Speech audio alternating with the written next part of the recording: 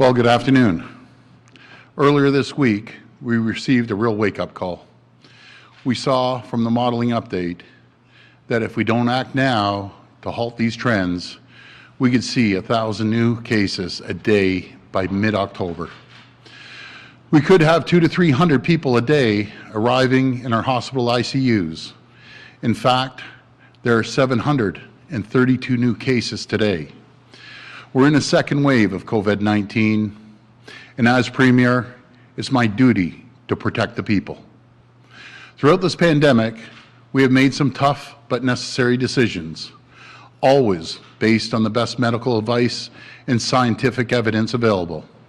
And after consulting with the Chief Medical Officer and the Public Health Measures Table, we will be bringing in more public health restrictions to try to stop this virus from spreading any further. Effective tomorrow at 12:01 a.m., we're expanding the masking policies already in place in many communities to the entire province. That means wearing a mask when shopping, when taking public transit, and when at work if you can't keep 2 meters between you and your colleagues. As much as possible, we also need to limit close contact with anyone outside your households. This will be especially important to consider as we look ahead to Thanksgiving next weekend. We also have to extend the pause on the reopening of any other businesses or facilities for another 28 days. And we are bringing in additional targeted measures for hotspot areas for Ottawa, Toronto, and Peel Region. Effective at 12:01 a.m., restaurants, bars, and nightclubs in Ottawa and Peel must limit their capacity to 100 customers or less. Toronto Public Health has already decided to limit capacity to 75, with no more than 6 people per table, and each customer's contact information must be collected for contact tracing. For gyms and fitness centers, group exercise classes will be limited to 10 people, and the facility must limit its capacity to 50 people or less. For banquet halls and event spaces, they must limit to 6 people per table and have no more than 50 people in the facility at a time. My friends, this is serious. We have to offer our full support in every power possible to help our healthcare sector fight this second wave. The weather is driving more people indoors, which has led to more community spread and a surge in testing. As the weather begins to worsen, we can't have people waiting in the cold, waiting in the rain and snow to get a test. So today, we're announcing new changes to help the assessment centers get ready for the winter.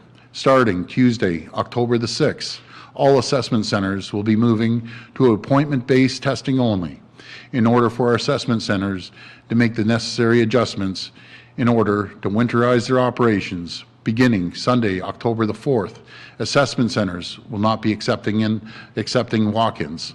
The vast majority of the assessment centers in Ontario that already offer testing by appointments will continue to operate as usual while we make this important transition. If you have already booked an appointment, don't worry, it will proceed as scheduled. Up to 80 pharmacy locations in Ontario will also continue to offer tests by appointment, with more pharmacies to offer tests in the coming weeks. While they transition, the assessment centers will also take the opportunity to conduct a deep cleaning. This will also give the labs a critical opportunity to clear the testing backlog.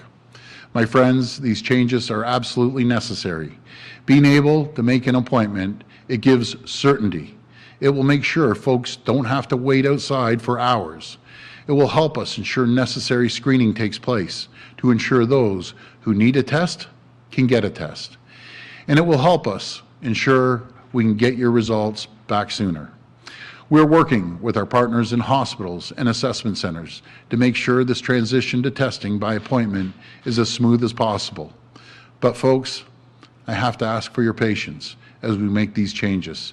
It might take a few days to schedule your test at the start, but we're working around the clock to keep those times as low as possible. We'll be adopting the latest testing technology and methods to allow us to test more people faster. I want to reassure people, the entire team at Ontario Health, the hospitals and public health staff, they're all working extremely hard. And I have to send a very special thank you. Thank you from the bottom of my heart to the incredible, and they're very incredible, lab technicians.